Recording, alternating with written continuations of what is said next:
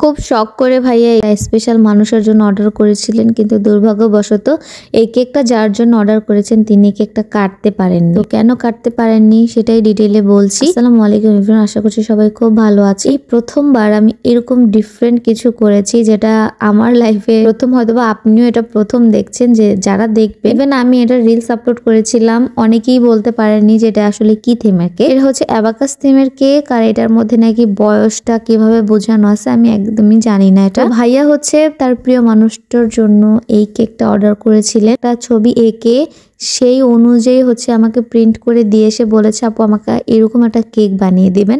আমি প্রথমে দেখে বলেছি না ভাইয়া আমি এটা পারবো না, কারণ আমি এটা কখনো করিনি, আর আমি এটা বুঝতেই পারছিলাম না প্রথম দিকে শেপে হবে, কিভাবে বানাবো না বানাবো সকল কিছু। আসলে আমি যে জিনিসটা বুঝতেই পারি না সেটা আমি কিভাবে করব। আর এটা একটা আর্ট ছিল যেটা আমার কেকের মাধ্যমে ফুটিয়ে উঠাতে হবে।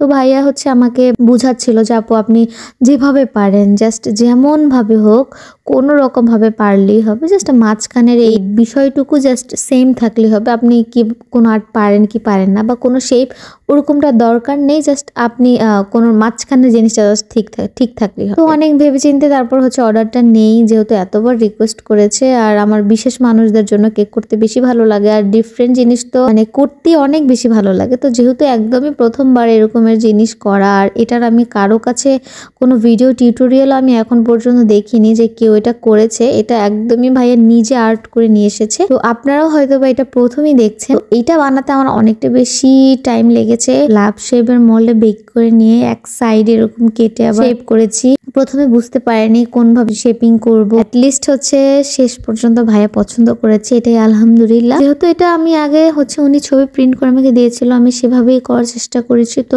লাভের এক সাইডে যেহেতু অ্যাবাকাসের এই বিষয়টা বসবে, এজন্য ওই সাইডটা আমি খালি রেখে বাকি পাঁচটা যেরকম পেন্সিলের আর্ট করা ছিল ওরকমটা ভাইয়া বলেছিলেন করে দেওয়ার জন্য।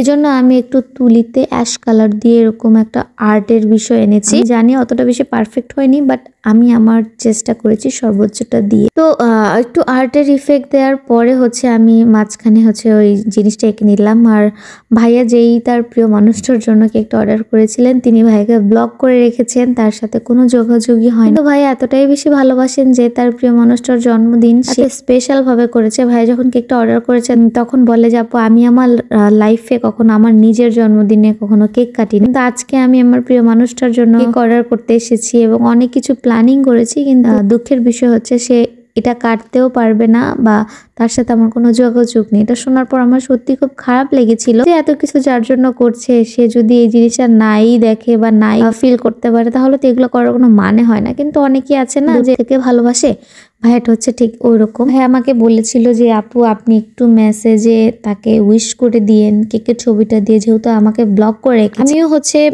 চেষ্টা করেছি। আসলে একটা মানুষ যখন অনুরোধ করে বা কারো এরকমের জিনিস আমার আসলে খুব খারাপ লাগে, তো আমি চেষ্টা করছি ভাইয়ের হয়ে একটু তাকে মেসেজ করার, কিন্তু আমার মেসেজের কোনো রিপ্লাইও দেয়নি, সিনও করেনি এখন পর্যন্ত। যদি আপু ভিডিওটা দেখে থাকেন বলবো যে আপনি অনেক লাকি ছিলেন। হয়তো বা এখন আপনাদের মধ্যে কি হয়েছে সেটা তো আমি জানি না, কিন্তু সত্যি ভাই আপনাকে লাভ করে সেটা আমি বুঝতে পেরেছি। ভাইয়া হচ্ছে কেকের বক্সটা আমার কাছ থেকে আগে চেয়ে নিয়ে গিয়েছিল।